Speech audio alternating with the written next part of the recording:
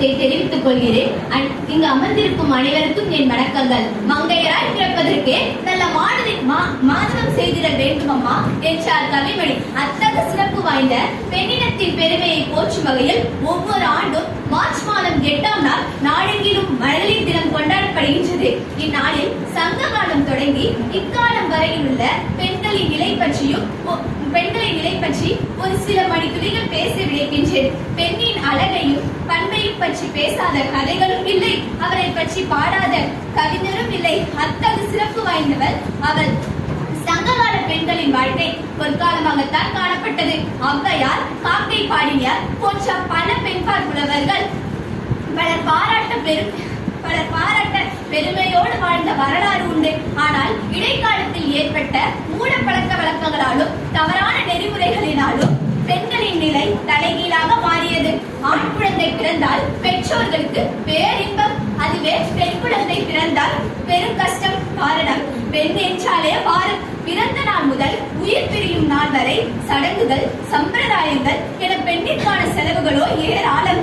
எனவே பெண் குழந்தையை பெறும் சுமை என கருதி அச்சுமையை சுமக்க விரும்பாத பெற்றோர்கள் பலர் பச்சிளம் குழந்தை என்றும் கருதாமல் கூட படுகொலை செய்யும் கொடுமையானதொரு வழக்கம் இருந்தது. அப்படியே தப்பி பிழைத்தாலும் பெற்று வளர்த்த பெற்றோர்கள் திருமணம் என்னும் பெயரில் பொன்னோடும் பொருளோடும் வேறொருவர் வீட்டிற்கு அனுப்பி வைத்தனர். கணவன் வீட்டிலும் துன்பத்திற்கு பஞ்சம், சீர்வரிசை குறை என்ற பெயரில் வரதட்சணை கேட்டு சித்திரவதை செய்து சின்ன சிறு உள்ளம் படைத்தவர்கள் வாழும் இல்லம் அது. கணவனை பொருத்த மாட்டேன் மனைவி என்பவள் தன் இச்சையை நிறைவேற்றும் இயந்திரமாகவே காணப்பட்டார். இப்படியாக பெண்களுக்கு இழைக்கப்பட்ட கொடுமைகளின் உச்சக்கட்டமே சதி என்னும் உடன்கட்டை ஏறுதல். இடையிலே வந்த கணவன் இறந்த பெண் மனைவி உலகில் வாழ அருகதை அச்சவை என்று கணவன் இறந்தவுடன் அவன் உடலோடு சேர்த்து மனைவியின் உயிரை தீயிலிட்டு பொசுக்கினர்.